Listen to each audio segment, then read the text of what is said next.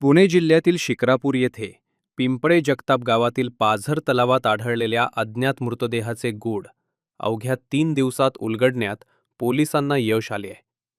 17 जुलै रोजी तलावात एका तरुणाचा कुजलेल्या अवस्थेतील मृतदेह आढळला होता.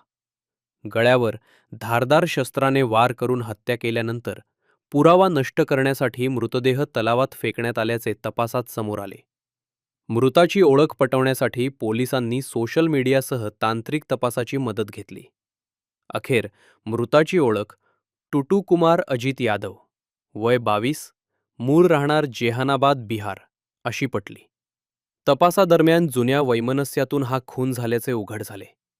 शेतातील वीजपंप चोरीचा संशय, आर्थिक नुकसान आणि कौटुंबिक वाद या कारणांमुळे आरोपींनी कट रचून हत्या केल्याची कबुली दिली आहे. या प्रकरणी पुष्कर कुमार अरुण यादव, आयुष्मान सुशील पांडे आणि सचिन मारुती हिंगेवार या तिघांना पोलिसांनी अटक केली असून पुढील तपास शिक्रापूर पोलीस करत आहेत.